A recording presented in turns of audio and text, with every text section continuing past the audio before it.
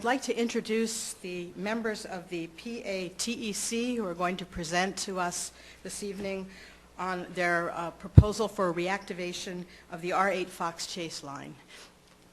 Thank you. Hello, everyone. Thank you.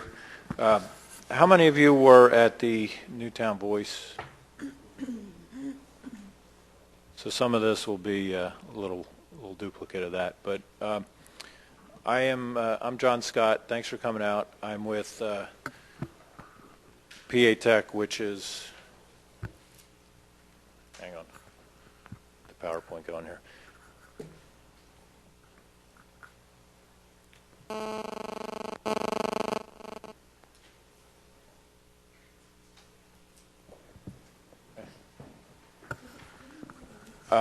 I'm with PA Tech. We are the Pennsylvania Transit Expansion Coalition. We're here to talk about a proposal to return rail service to Newtown from Center City. We are an all-volunteer, nonprofit advocacy group.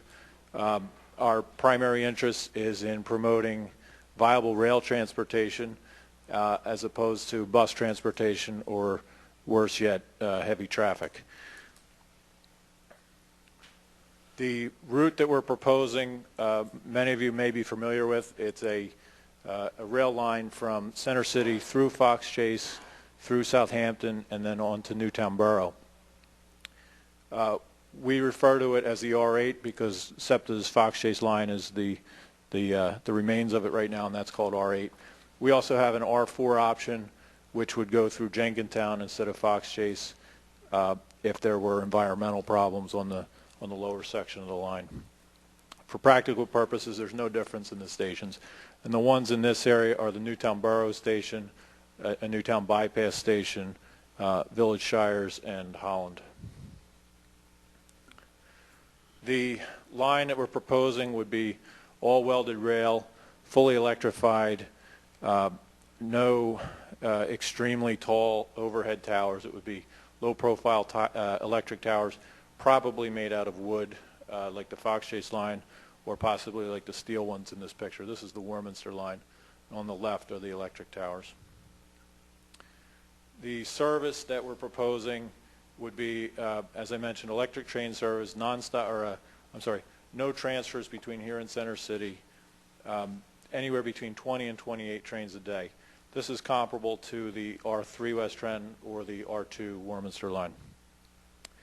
During peak periods, we would run 6 to 10 trains, with probably 2 of them being express trains from probably County Line directly to Center City. And during the peak, there'd be about a 20 to 30 minute frequency between trains. All of the trains would have a travel time of under 1 hour from Newtown Borough to Center City. We did a time comparison between this line and the neighboring lines, and I think it's probably a little hard to read, but what this tells us is that the nearest station to Center City from here is Woodburn, and when you count the drive there, the time to park, and then the average wait, it's about 80 minutes, 81 minutes. When we put Newtown on the line, most of the 4 stations up at this end of the line are 72 minutes. So you save about 10 minutes if you're driving and parking and then taking the train the rest of the way. You save about 10 minutes. If you walk there, you'd save about 6 minutes, but then again, the advantage would be that you're actually able to walk. This is the old Newtown Borough Station. We're still trying to find it. We're hoping it's out at the station, buried under a tarp somewhere, but not sure. The long gone, yeah. The station that we envision in that location is very similar. It would be architecturally integrated with the surroundings. It would be a waiting room and a ticket office. We've looked at the site that SEPTA currently owns at that location, and there's room for about 75 to 100 cars. The last time it operated, there were about 35 parking spaces.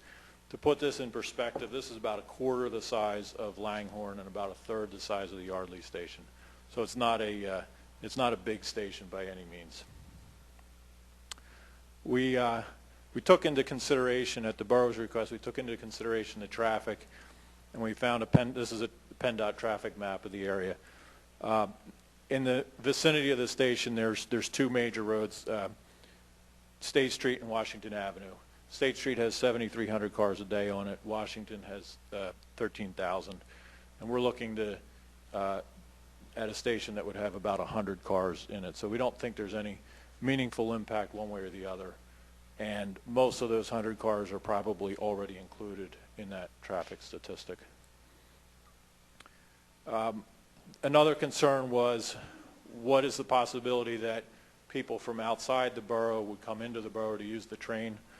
And because of the way the line is laid out, there are 5 points where the line crisscrosses major traffic corridors south of here. There's Byberry Road, County Line Road, Street Road, Bristol Road, and then the bypass.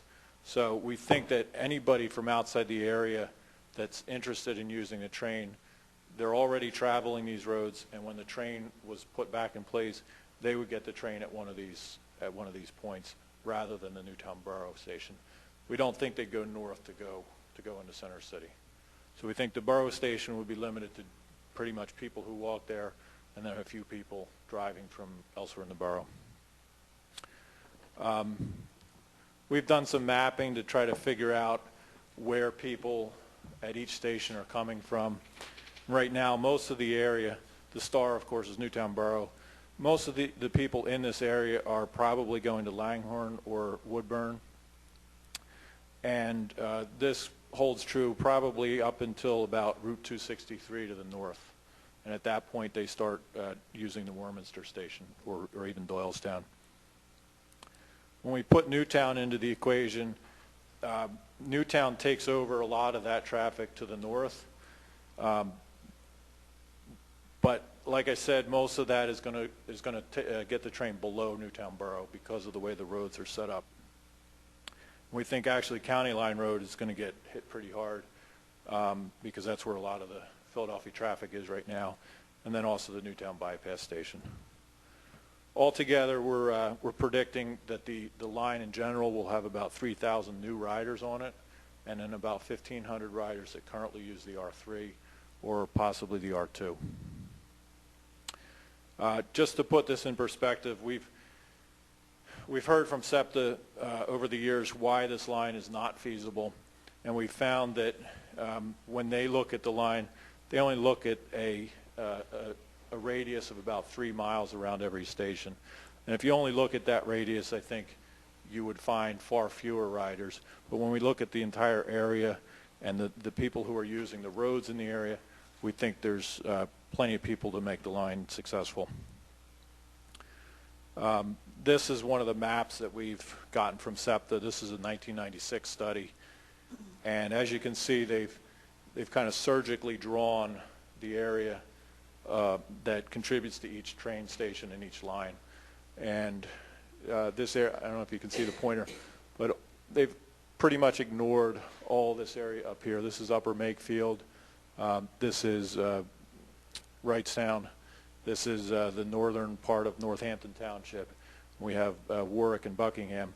And there's certainly been a lot of development in them, and they've pretty much left them out of the calculation for where the riders would come from.